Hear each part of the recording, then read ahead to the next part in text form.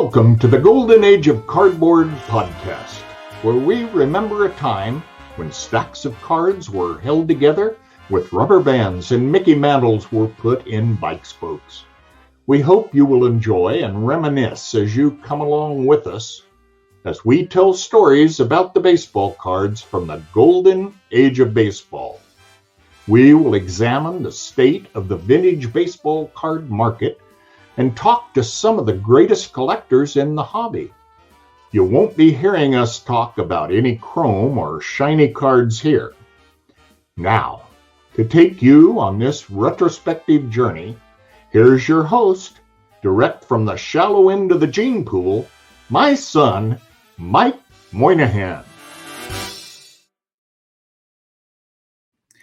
Yo and hello everybody, and welcome to another awesome episode of the Golden Age of Cardboard podcast. I'm your host Mike, this week, every week. Happy to be with you guys and talk about a really fun subject on this episode, because I've got one of my good friends and we've been talking a lot lately. Some things have been going on with him that we're going to discuss, and it got me kind of thinking about the evolution of hobby knowledge in our hobby. And I talk a lot about, with other guests, the evolution of a collector and how some people start collecting current players as a kid because you watch them play, and then you kind of learn more about the history of the game as you grow older and you grow an appreciation for those players, those times, and you go, man, I want to connect to that, so I'm going to buy some cards of those players. And even though you never saw them play, you may have heard stories or from your parents or grandparents or whatever. There's connections that way. But I think about when I started collecting all the way back in 1981, and how did I used to learn things about cards? How did I learn about the hobby? How did I grow my knowledge about the hobby? And that's the discussion we're going to have tonight. So let me go ahead and bring on my guest. He's one of my very good friends. It is Danny Black. What's up, man? How are you doing, sir? I'm well, Dr. Black. Doctor. Man, so first of all, kudos to you, man. You've been doing some cool stuff recently. You launched a website called Hobby News Daily, which I will put a link down below. If you're not subscribed to that or don't follow that, I would highly suggest it. There's tons of people that contribute articles to that. There's people that contribute hobby knowledge. And your latest venture is super exciting. Why don't you tell everybody about what's going on with the newest? What are you pointing at? I'm trying to point at you. You write an annual article for Hobby News Daily. I do. One time a year, you will get me to write something. And they've been well received, I believe. They have been very well received. I wanted to thank you for that. Well, you're welcome. But what's going on right now, man? What's the newest, latest, and greatest from the world of Danny Black? So, hot off the press, pun not intended, I am honored to have been asked to be editor in charge of Collectibles on SI, and it's collectibles.si.com. And basically, it's different than Hobby News Daily, but it's not replacing Hobby News Daily. It's under the SI brand, and I could not be more excited. And I think I called you just to geek out when I learned about it.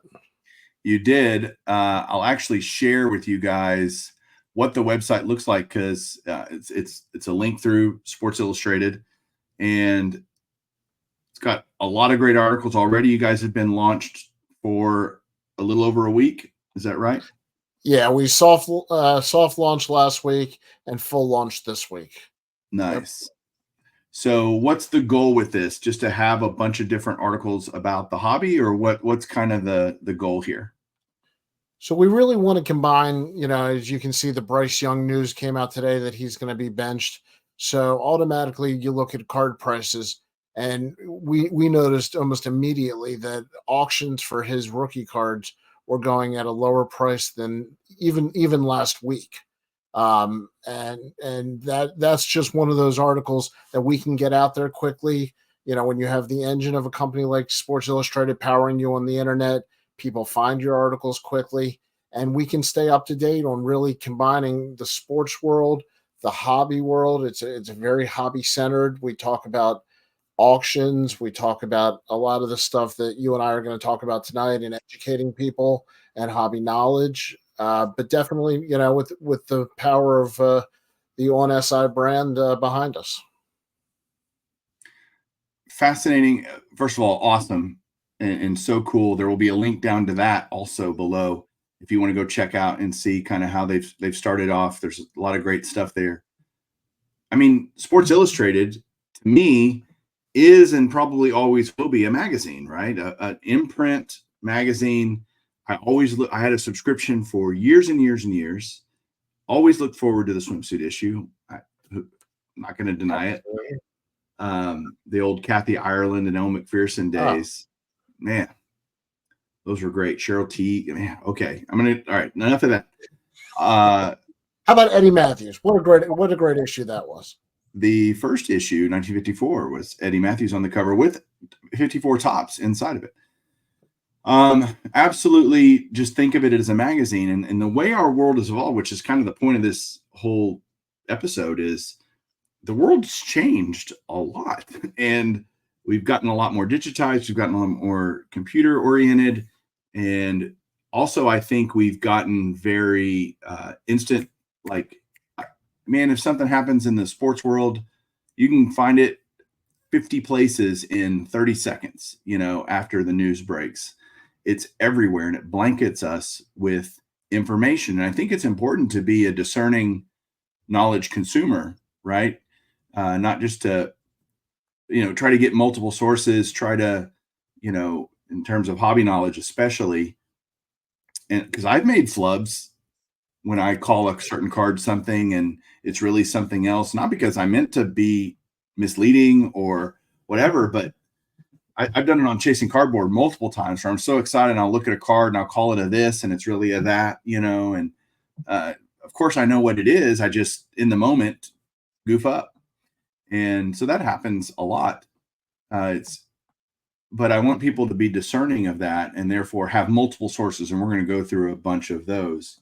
Your earliest hobby memories, Danny, when you first started, where did you get hobby knowledge? Back in the day, it was definitely from my father and from my local card shop. It was old men sitting around talking about baseball, really more than the cards. You get to know the players on the cards, and then you realize you can actually own the card with them. So I was hearing stories, being in Baltimore, of Brooks Robinson or Frank Robinson, Jim Palmer, Johnny Unitas. And when I started collecting cards, what we call vintage today wasn't that old. I mean, it really, it had not been that many years since some of these guys retired. So I was able to start collecting these cards of these legends that I heard all these people talking about. And I learned more about the sets and the manufacturers, and it was passed down orally. Yeah, the word of mouth discussions were commonplace.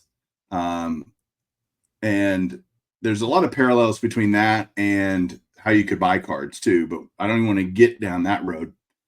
But you used to, I remember as a kid, I either bought packs at a local store, right? Whether it was a grocery store or a 5 and dime store or whatever, or by the time I was a teenager, I could buy, there were pallets of cards at Sam's, Score or Upper Deck or whatever you wanted, the tops, literally pallets and pallets of it in the late 80s. I remember that distinctly. I remember going to shows and listening to people talk. And I honestly, though, don't think it was until, God, I might have been in my late 20s before I could look at a card and tell you what year it was. Like, it took me some time, and I think it's this, and I'd be wrong, or whatever. I'd call a 60 tops a 63 or what, So the simple basics of just knowing when you look at a card what year it is without having to look at the back and see, okay, the stats go to 57, so that means this is a 58, right? I mean, yep. That was kind of how I used to do it because I didn't know any other way. I couldn't visually recognize the design. Whereas now, not only can I obviously do all the fronts, but show me the backs and I'll tell you what year it is, But that took time, right? You have to accumulate knowledge. It's not instant knowledge. We feel like we should have instant knowledge. People are obsessed with this, again, instant gratification, instant desire to know everything about all of this stuff. When I was a kid, it was reading the baseball encyclopedia. It was reading, Beckett came out in 84. So reading Beckett magazine every week, it was tough stuff. Absolutely. Sports. Baseball cards magazine. There was a baseball cards magazine I remember getting. BBCM, I think, is what it kind of went by. There were so many in-print publications that it went from once a year you could get a price guide to now you can get information monthly. Oh my gosh, you mean once a month I can figure this stuff out? How cool is that? Now it's literally through Card Ladder or some other subscription service, minute by minute. Yep. 130 Point, wherever you're looking for stuff, you can know card data minute by minute. And back then it was, once a month, and you wanted to see your card that you owned have an up arrow, right? Or what, because it had gone up since the last month. That was the whole thing. And when I was working as a dealer a little bit, it was all, when that price guide came out, that was the entire industry. I mean, shows would change based upon the Beckett guide. I mean, a whole show would change their prices. Yeah, that's where I used to find out when there were shows. Was in the back of the magazine there was a show schedule. Sadly, there weren't many in my area ever, but yeah, I mean, think about how that's changed over time. And I used to read Beckett cover to cover. I loved getting it. I wanted to see who was on the cover. I wanted to see who was on the back cover, the inside front cover. Is there going to be a Texas? Never were Texas Rangers. Rarely. Ruben Sierra was on a couple times. Juan Gonzalez. But truthfully, I just enjoyed the hobby, and I was an avid soaker up of anything I could get my hands on. And there were books. Certainly, you could buy books about cards. It would come out with these real thick volumes. I have a bunch of them. They're just not here. Close the by. Annual guide, the guide to vintage cards, and I do have the standard catalog right here. The standard catalog has a ton of knowledge, but I didn't get the standard catalog until maybe 6 or 8 years ago. So I never used that as a kid because, again, I wasn't into. That's not right. I couldn't afford vintage, so I didn't have a lot of it. I was always into it. I always loved it. I was about to misspeak there because I was never not into it. I always loved the cards. It was just a matter of affordability as a young kid. So we went from basically people telling you about the history of cards, or you could ask an experienced collector, and learn from them. But if you weren't around that, I wasn't. My dad didn't collect cards. He didn't even like sports. So it was a question of where did I get it? And the truth was, it was a lot of self-teaching, right? And so you had to self-teach a lot and learn. And that's still an important component of any learning, even today. I think, being self-taught in something is okay, right? You don't necessarily, it can take time and should take time. If you want the knowledge to really stick and become intrinsic knowledge, you have to do it over time. It's rinse and repeat. You were like me. Yeah. You were like me in that we enjoyed it so much, we wanted to. Of course. Nobody had to make us study baseball cards. Right. Yeah, and it wasn't, I could look at a 58 Topps. It took 1,000 times of me looking at a 58 Topps to go, yep, that's 58 Topps, or whatever. It wasn't just I learned it instantly, but it has been this evolution from books, magazines, right? And then the internet age started. I first created an account on eBay in 1998. So I'm going on 30 years, almost 24 years, 26 years, whatever that is, that I've had an eBay account. That's crazy. And it was old school back in the day. I mean, that was when I was buying a bunch of Juan Gonzalez cards, but it opened up everything in terms of I found cards on eBay that I never even knew existed, right? And so that can be a great source of knowledge, just searching for your favorite player, your favorite team, right?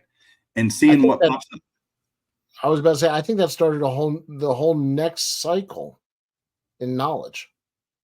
Okay, like a knowledge revolution, so to speak. Yeah, I think the internet and eBay specifically um, was a huge knowledge. I mean, it was a wave of knowledge all at once. And so the fire hose was turned on, right? And we're all like, I can't take it. I can't drink that fast, right? And then we had some early hobby forums. Do you remember? There was one, FCB, Freedom Cardboard, or I think I'm right. Freedom Cardboard, actually. FCB was an early one that I got involved in. Net 54 has been around forever and is still a great Strong. place of knowledge, strong knowledge. And again, what Danny and I are about to tell you about, I mentioned to be discerning about it, because just because you're on a forum doesn't mean you actually know what you're talking about. And so Net 54 is great because the idiots get weeded out pretty quick. And you'll get multiple guys. If you asked a question, I have a picture of this card, I don't know what this is, can somebody tell me about it? Let's just say the most simple thing a hobbyist could ask, right? And hey, I got this from my grandfather. It's an old tobacco card. What is this card? You're going to have 10 guys answer you relatively quickly and you can go, all right, he said this, he said this, he said, and the other people will go, oh yeah, Tommy said this, and that's all true, but also this, and it builds on itself within a thread on a forum. And I find that to be very helpful, because what's great about forums is you can access it 24/7 and it's always there to go back to. It's the digital community. Yes. It's the online digital community. And I think there's a difference between in the moment knowledge and evergreen knowledge. Yes. How would you describe the difference to people and how to discern between that? Well, I think you have to, you said it excellent, be discerning at all times. But evergreen knowledge is something that you want to keep in your back pocket, and that should be a life lesson learned that sticks with you. In the moment, the price of a card can be very in the moment. That's instantaneous reaction and reflex. You might learn something, and there might be good knowledge there, but it's not something that is necessarily going to stay with you or be a lesson that carries forward. That's how I look at it. Yeah, great point. The Bryce Young article, very informative, awesome. In 2 weeks, is that article going to be important to the hobby? It doesn't mean it's not worth learning. I'm not saying that at all. I'm simply saying that if you had an article that talked about, how to store your collection using wonderful slab museums like I have right above me here, those types of things, that's evergreen, because people are always going to be looking for different ways to store their collection, or about, let's just get some great information on the 56 top set or something, an article about that talks about that set. I totally forgot about a resource that I just remembered, Baseball Cardpedia. Do you ever use that? Sure. Yeah. Fantastic. Chris Harris, was it? Chris Harris, that's right. Chris does a great job with that. It is a wealth of online knowledge about, if you want to go, I discovered another, believe it or not, I'm still discovering things, Danny. I'll tell you this story. 85 Leaf, which is the Canadian equivalent of Donruss, right? 85 Leaf had 2 cards in it called Canadian Greats, not Diamond. They had Diamond Kings like normal, but they also had 2 special cards called Canadian Greats, and it was one from each team, the Blue Jays and the Expos, and had Dave Stieb and Tim Raines. Both of the artwork was done by my favorite artist, Dick Perez. Either I didn't know, I didn't remember, I saw it on a Facebook group, which is another place we're going to talk about getting knowledge. I saw it on a Facebook group. A guy was selling a bunch of Diamond Kings, and he had that Raines in there, and I was like, holy crap, I don't remember ever seeing that, or certainly don't remember it, obviously. And I bought it on the spot. So that's like, and then I went to Baseball Cardpedia to look and see, are there any others that I don't know about? And so I went to 85. You can go by year, you can search by set, all kinds of great stuff, and learned all about 85 Leaf. And so there's just the rabbit hole of knowledge. By the way, you said it earlier, and I think it's important to point out, this is fun for me. Like when I discover new things, I had it happen to me a few weeks ago on a 90 Donruss Diamond Kings that I discovered that were part of a learning series thing. Like, holy crap, I can still learn, and I enjoy that. In fact, I don't want it to ever get stale and boring and there's nothing to learn. That would be a not as enjoyable hobby for me, right? I think that what we do, you have to be passionate about because it's too dorky. I mean, there are so many levels upon levels upon levels, and we enjoy them. I love it. But talk about going down that rabbit hole and peeling back the layers of the onion. You can go really, I mean, as deep as you want into almost any card, much less a whole set or a player or a manufacturer. And the fact that you're still finding out about Dick Perez cards, and I should be the expert, right? I would consider myself an expert in Dick Perez produced items, and that's yet, fantastic. Yeah. See, to me, that's cool. To me, like getting to learn something like that is a positive to enhance your life, not I should have known it. I'm lesser for that. It's the opposite way. It's a discovery. It's a treasure. Yeah. And I'm excited to get that card. It cost me $20. You know what I mean? It's like, it's not, it wasn't the value or the dollars. It was the holy crap. I've just discovered something that was previously unknown to me. And probably everyone else would go, yeah, of course, well, I probably know something they don't, or, you know what I mean? You can't know everything about everything. It's impossible. But the desire and passion, as you said, to learn more. Wait, first of all, you've never met my wife. She knows it all. Okay. Yeah. Understood. My wife would probably agree that she thinks she knows it all. She thinks she knows it all. Okay. So 20 years, sorry. Right. 25 years for me. She definitely knows it all.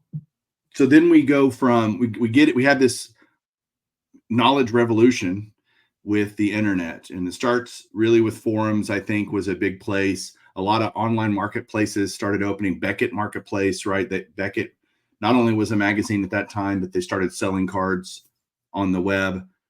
You have places like Trading Card Database. You have, and you had shows went to another level. Okay, how so?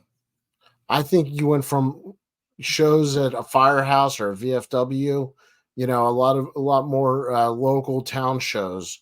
I found in my area anyway, to bigger regional shows where there was more people to meet, more information. You could almost see an inventory from their shop, on their website and know who was going to be there. And that whole world changed to me. And there's, sadly, in the way our world works, creation also leads to destruction.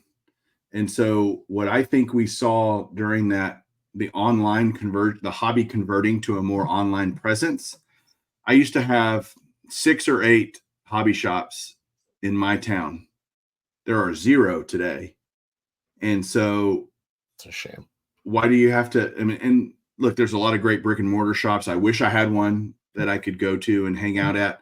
But truthfully, guys are like, why would I spend the overhead when I can just do the same thing from my couch, and sell cards? And so it's great that it allowed whereas before, to find the Darryl Strawberries that I wanted, I had to go to a show, or this is really back in the day when I collected Darryl Strawberry. But if I didn't find it in a show or a shop, I wasn't going to find it, And so the internet opened my eyes and opened my card world to a whole new dimension, which was wonderful. But that also led to, card shops by and large became obsolete, but it forced, I think, card shops to evolve into the modern card shop that we see today that I think is very different from the card shop of our youth. Would you agree with that? 1000%. And it's not just that it's not the old guys sitting around anymore. It's that the education side of it, the information, um, it's a little bit more confusing now. There's a lot more products out there than when we grew up. And so the people who work at the stores have to be more educated on the product. There's more products to be educated on. And that's, that's something that's brand new. And I'll throw another one at you is I know people who enter breaks just to learn about product. Huh. You watch whatever the new release is, you don't even have to get in the break. And Oh, you okay. can You're saying they just watch breaks. Yeah. watch breaks just to learn about a product. Like And that's coalition something, or yeah. coalition, not coalition, coalition. We're a coalition of hobby lovers. That's what we There are. you go. That's what we are. And That's I a think great that's an interesting idea. but I think that the hobby shop has evolved more into an experience. If you look Well, at I was go saying a ahead. lot of hobby shops break. Right. Yeah, I'm sorry. That was the connection I was making. Okay. The one that you and I were at in West Virginia, they had a whole studio for breaking. Kings, Yeah, King's Collectibles. Kings Collectibles. Yeah, they had a whole section of the shop dedicated to people busting open product and breaking, and then they had a studio to break online. That's a Yeah, modern totally. card shop. Yeah, modern card shop. Make it about an experience, and still about fundamentally the same, but the way it's been delivered and packaged is quite different. I went to Jeff Wilson's shop when I was in Atlanta a month and a half ago, 6 weeks ago. It was a very cool experience. I didn't buy any cards. I didn't spend any money. But it looked like, okay, this is how a card shop should look. When you walk into Camden Yards and you go, yep, this is how a ballpark should be. That's kind of how I felt about. I had to give you that. I had to do that. I was about to say that was such a professional move. Butter up the guest very subtly. Yes, that was not so subtle now because I made light of it. But the card shop has changed, and the like you said, the staff need to be more knowledgeable. They have to be able to, impart that information onto the consumer in order to help them make an educated buying decision on a whole lot of stuff. But so we had this evolution with eBay, this kind of explosion of knowledge. You had online platforms selling, you had forums. I don't want to forget Blowout, which is still an existent great forum. Kind of some knuckleheads on there for sure, but that's true kind of in any social media platform. Then the social media age started, right? Yeah. And you had this boom and the whole hobby went onto one of these. That's right. We moved from desktop to in the palm of your hand hobby. We went from opening a book to at least a computer, and then we moved over to getting hobby knowledge from our hand, our palm of our hand, and our smartphones. So how would you say, how would you compare Face Chat, SnapBam, and all these different Insta Pot and whatever else we got out there that you can get hobby knowledge from? Instapot's definitely my favorite of all of them. Yeah. But I think this goes back to the comment you made before. We want instant gratification. We don't even want to wait to get home to check our computer. I want to know the answer. I want to know the price. I want to read, what happened. We want that instant knowledge, and that's what the phone brings us. And now, like you said, whether it's Card Ladder or somewhere else, in the palm of your hand, you can get more data than we got in a year of magazines, back in the day. It's really remarkable how much knowledge, is in there because, I'll browse 130 point and go down a rabbit hole, because I'll start by scanning one card and getting into it. Oh, what else is in that set? I forgot about that guy. I wonder what that is in a PSA or an SGC. And, I'll start comparing them. It's just knowledge in my hand. It's fun. Yeah.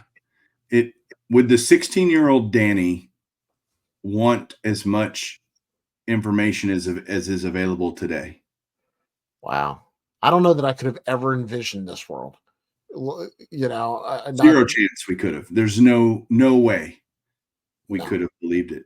I Even mean, when we watched Back to the Future and saw, into the future, roads, we don't need roads. right. That's not happened, but a lot of other stuff has happened that we would have considered to be science fiction Yep. back when we were kids.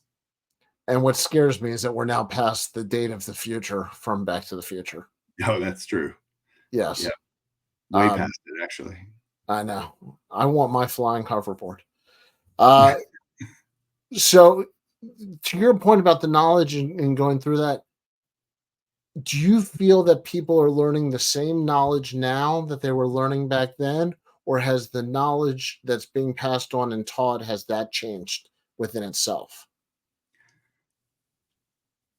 I don't think we're learning a whole lot new about vintage. Let's even go, pre-war and stuff like that. I think a lot of that knowledge was out there. It was just confined to a certain geographical area or a few minds that once they started either publishing things or putting it online, and it got the knowledge is just more widespread. I do think the knowledge bubble has grown overall, for sure. I'm not saying we don't learn new things or discover new things. That absolutely happens. I read a book on 49 leaf from a guy that just published it. 48 leaf. A lot of people say, I call it 49 leaf. Great set, and a lot of knowledge that he had gotten through doing his own research and homework and put all the puzzle pieces together that were already out there. They just needed to be discovered and put together in a cohesive manner. He did that fantastically, by the way, and super easy read. Let me see if I can, hold on, I need my glasses. I'll try to find the book real quick because it's within arm's length, just finding it. Here it is. Leaf. And it's about this set, and it's Brian Capel, who I know. Very short book, very easy read, but everything you ever wanted to know about 49 leaf is now right here. And you can Very cool. It is in a book, so you do have to go buy a book. But I still think books are a great source of knowledge. I've mentioned this book multiple times, but the Bubblegum Card War. Yeah, right? If you want to learn talked about that. 48 Bowman and the Bowman tops, fighting it out to the death, right? But you know what? The knowledge out of these books explains decades of cards. Right. If you want to learn about cards, that's what these books are teaching you is the history and why they're valuable, or why Ted Williams doesn't have cards for years, or all these things that are honest to fair questions for people who are learning the hobby. Totally fair questions. It's just more accessible now. So I do think the hobby bubble's grown. I think there's more accessibility. You can go to Amazon and put in, XYZ, and you're going to find something on it. You can go to a forum. You can type that in the search bar. You can go to YouTube. We haven't gotten to that. That's a whole nother. But I want to go back to, before we go to YouTube, let's talk about X, Instagram, Facebook, all of these different platforms of social media that I think can be dangerous. What are some, if you're trying to acquire knowledge, what are some pitfalls that you see to those? As great as they can be, I'm not saying they're not good sources of knowledge, but I think there are some things to be concerned about. What would you say are some of those? I'm going to give away a secret here. I am far less socially media inclined than I give off a persona of. I stick to X or Twitter and Instagram mainly. I'm not great on Facebook, and I don't have TikTok at all. So I just want to be fair with my answer here.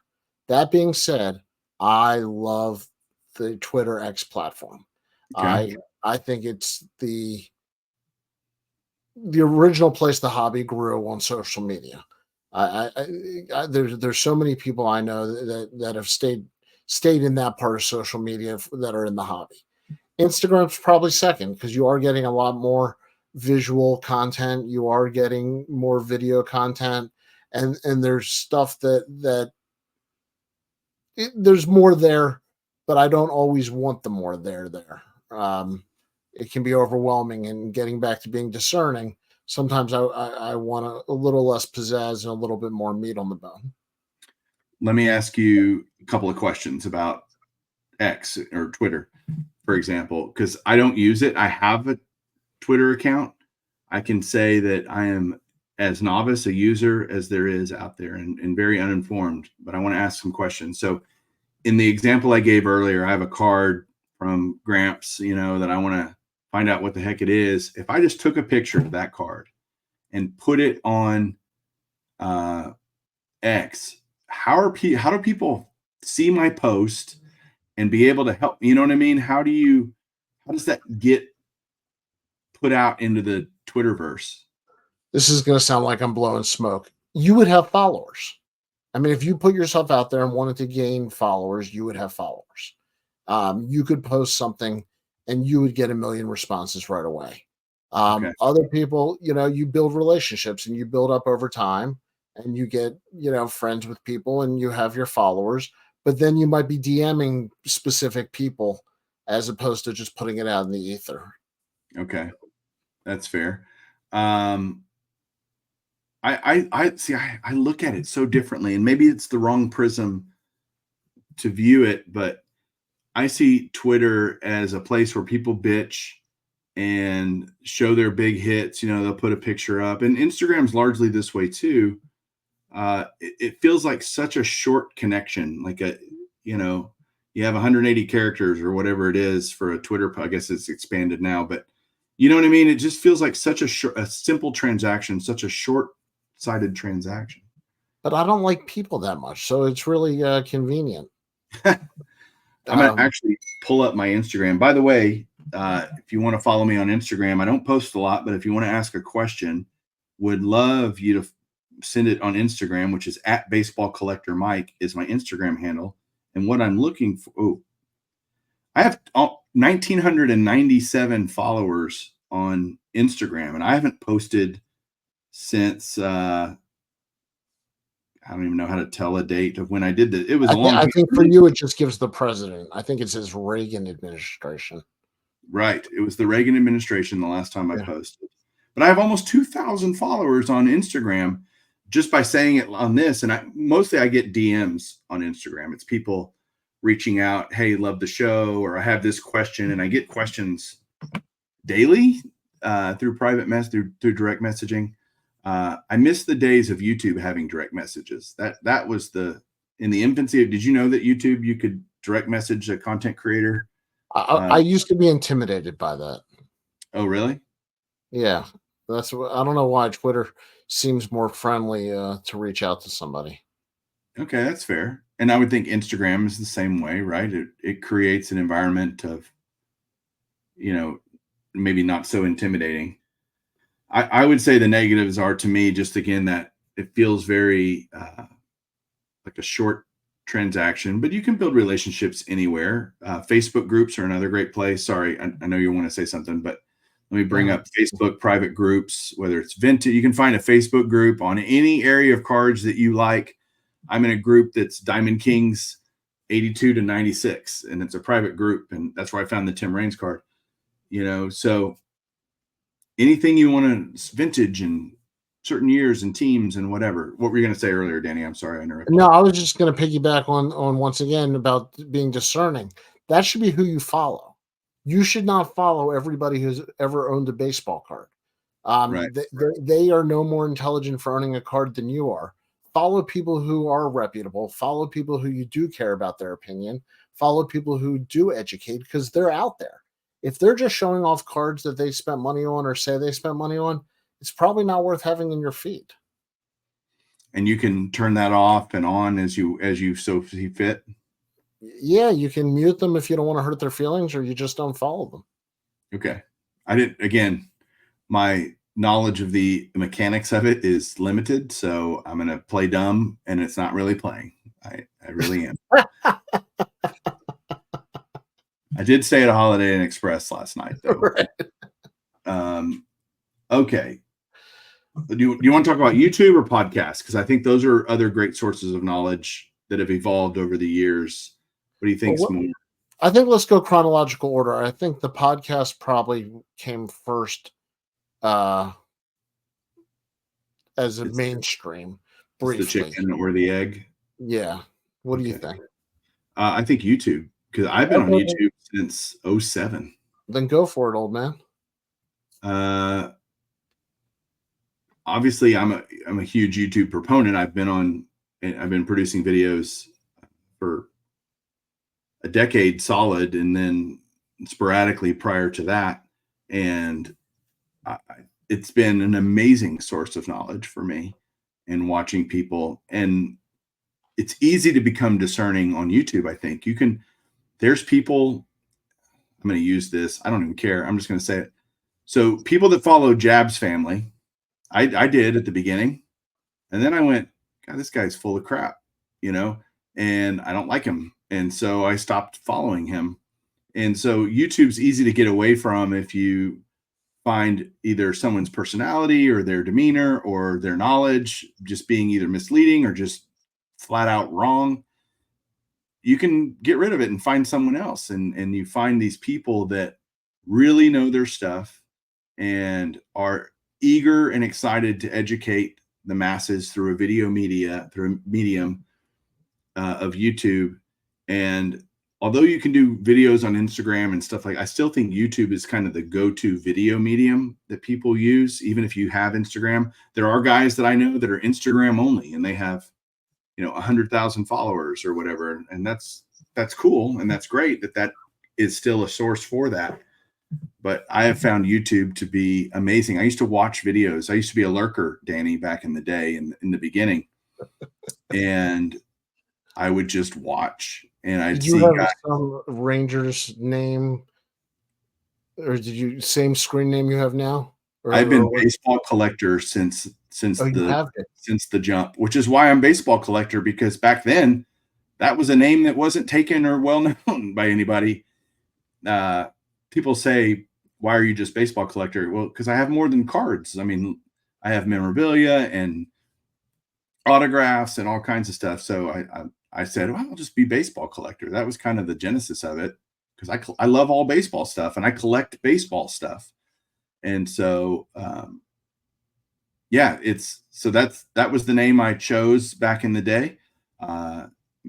Nobody's ever tried to, hijack my name or anything like that. So that's good. There's There've no been baseball variants, like collector. baseball collector, investor dealer. He took part of my name and took it to another level. He pays me, a fair amount of royalties. Well, don't you charge on the height by the inch? Right. Definitely. No, Yeah. Chris is great hobby content creator. But I don't know, would you call Chris's channel as just one example, a channel where you can learn a lot? I think he definitely provides knowledge. Yeah. Listen, he's done episodes we've been a part of that were just fun games and stuff like that. But he will break down a deal. He'll explain at least the knowledge from his viewpoint, whether or Right. not it's applicable to your life. You may not be buying and selling at his level, but if nothing else, you're going to learn the knowledge from his perspective, and that's good to know. Yeah, I think could do a whole episode on this, but the perspective of the knowledge giver, where the perspective they're coming from, is super important on what are you trying to get out of it. And if they're a seller or a card shop owner, they have a different agenda / objective with what knowledge they're putting out there versus a collector mindset. And Chris is all of those. So he does a great job weaving all of those perspectives in. But if you're a collector, watch collectors channels for knowledge, watch other channels for entertainment or other reasons that you might want to watch them. I'm not saying you have to only watch one kind or another. We all have our guilty pleasures on YouTube. So I just think you either intentionally or inadvertently, you brought up a great point of the perspective of the content creator and what they're trying to do, right? And their objective.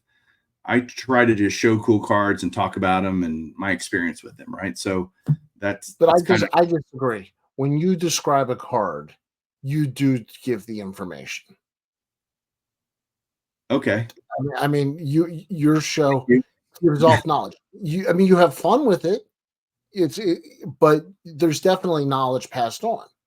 I mean, Yeah. I think that's why one of the main reasons why you've had success is because people are getting more information than they might get someplace else. If I'm interviewing somebody about their LCS store, we're talking about one store. I'm not able to pass along knowledge maybe on a player, a card, a run, and I think those are just different types of information. Yeah, Like you I said, agree. it's It's a perspective. great point.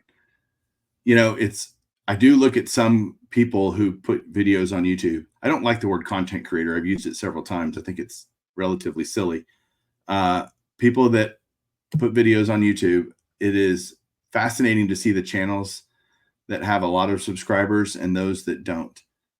And I think, why? Why does this person have more following than another? And that can be true on Instagram or anywhere else, right? And I've learned that having followers and or subscribers is largely irrelevant.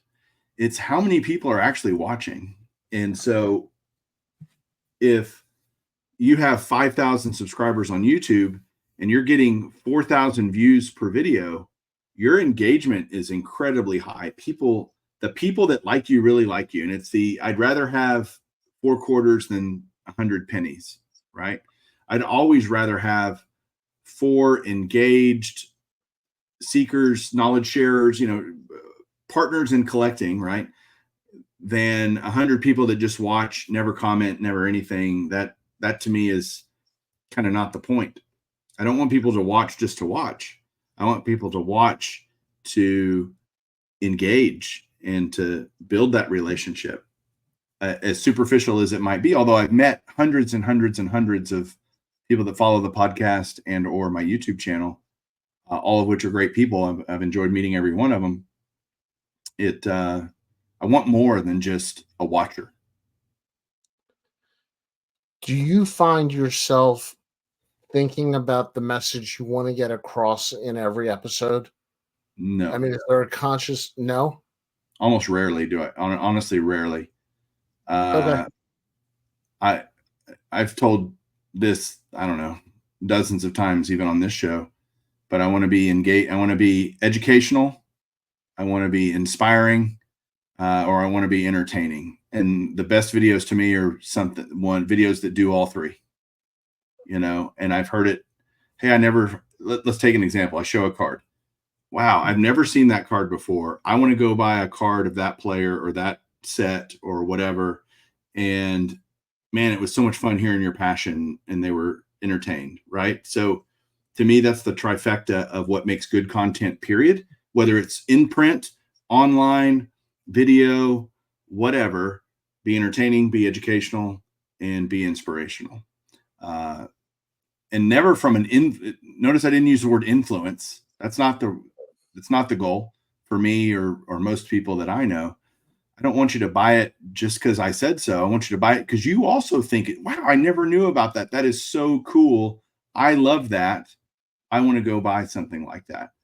I don't define that as influence. I define that as inspiration.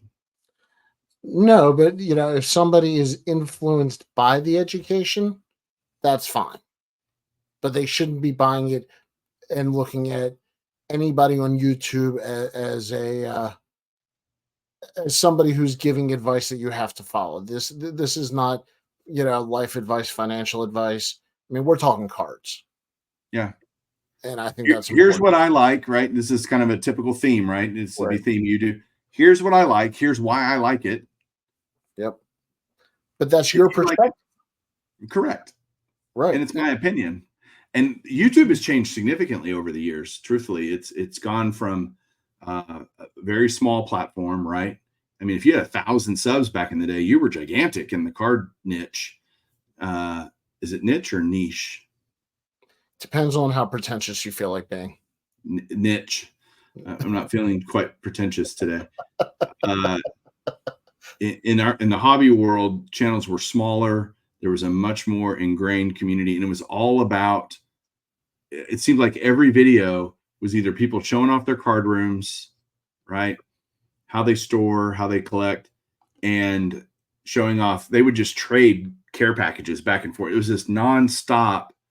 Hey, I bought this card for Johnny and I sent it to Johnny and Johnny does a video. Man, look what Mike sent me. It's so cool. Dude, that's all it was. It was crazy.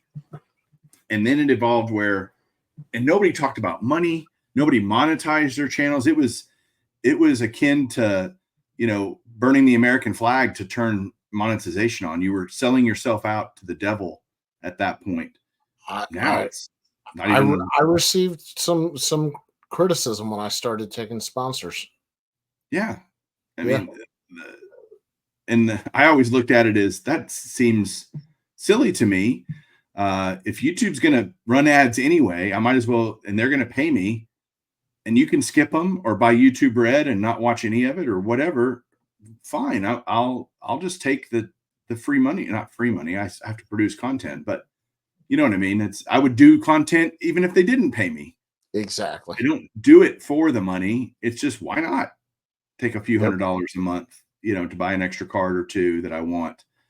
That's how I look at it. And that's changed. That attitude has changed significantly over the years. Can I give a shout out? I'm sorry. Yeah, go ahead. I want to give a shout out to somebody who does a different type of educational YouTube channel, but I think he does have a great voice. Our friend Mike Junkwags Hero. Yeah. He does try to be knowledgeable and pass stuff forward, and he's got a very different style than a lot of other YouTubers, and want to give him a shout out because he's one of the few people I can actually watch. But then our good friend John, that 70s Card Show, does a whole different kind of knowledge. He'll go through a whole year and talk about the cards, the current events of the day, what happened in Major League Baseball that year. I mean, you talk about two different ways to give knowledge, right? Two very different styles. I consider John's a little more evergreen probably because if you want to know about 76 Tops, let's say, that video is on there forever and will always be a great resource for that set. Mike's stuff gravitates and tends to be more towards hold on, let me tell my son I can't talk to him right now. Tends to be more towards in the news at the moment kind of stuff, which is also great, right? Auction houses similar to SI, and he's one of your writers on SI.com, right? For collectibles. Yep. From what I understand, which is great. So again, that's two great examples of the vast chasm in the area of knowledge. You can get so many different perspectives, and it all depends on what you like and what you don't like. And Baskin-Robbins has 31 flavors for a reason. Don't be afraid to go looking for it. It's a great point. Podcast? Yeah, last thing I want to touch on is podcasts. Why don't you talk about that a little bit? I find podcasts fascinating. If you're somebody who likes books on tape or you're an audio learner, like I am, I devour good podcasts. I wish I had time to listen to more, but put me on a road trip, I'm probably podcasting it the whole way. I think there's a ton of knowledge. I think it's different than FM radio or AM radio. It really is the niche you want to hear, and you can pick out the exact episode and learn about what you want to listen to, or the personality you like hearing and be just entertained the whole way. And we both know a lot of people, and I think they do great jobs. And I wish I was as good of a podcaster as a lot of people we know. So I'm putting you on the spot. Golden Age of Cardboard or Sports Card Nation? What's your favorite podcast? Your check arrived first. Dang it. So that's good for me. That's good. Golden Age of Cardboard by far. No, John, just kidding, John. Sports Card Nation, awesome, great guests, lots of awesome stuff that he talks about on there. Jim Beckett, Dr. Beckett. Oh my gosh. Talk about the king of knowledge, the godfather of knowledge.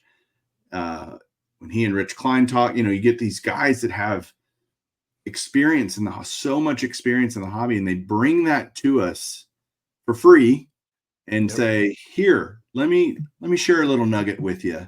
And what you have long form and short form. Dr. Beckett's is more short form, 15 minutes ish. Mine are an hour, right? So mine tend to get listened to in chunks by people. Rarely do I hear that people just listen to the whole thing at once, unless they have a long commute.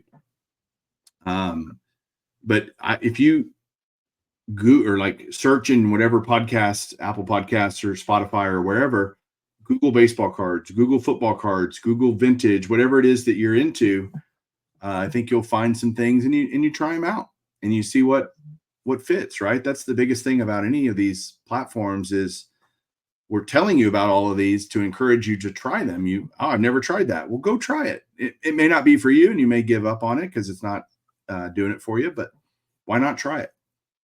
I couldn't agree more. I think a lot of learning in general and getting back to our original conversation on knowledge, you're only going to get out of it what you put into it. It doesn't matter what the source is. So don't be afraid to learn. I guess that's the dorky dad in me that's got the kids. Don't be afraid to learn. Learning can be fun when you're talking about cards. I just wish they did baseball cards like we used to. Remember how we used to learn how to make a bill and they had the cartoons, on Saturday morning. This is how a bill becomes a bill. Right.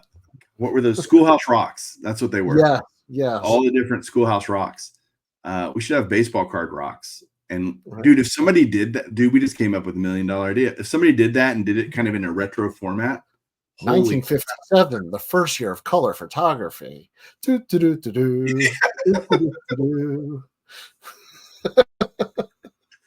Oh my gosh.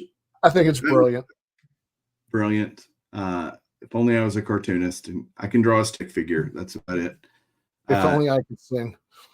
Right. Well, Danny, great conversation as always. Totally appreciate you being here. Everybody go check out the new collectibles.si.com. Link will be down below. Go check out Hobby News Daily. Make sure you're investigating that as a source of knowledge. Go look specifically for articles by Mike Moynihan. There's all of 2 of them on Hobby News Daily. So, but they're good reads, I promise. And 2025 is coming soon. There will be a 3rd one. Yeah, sooner or later. Thanks everybody for watching. Thanks for listening. Thanks, Danny, for being here. We'll talk to you guys soon. Keep collecting.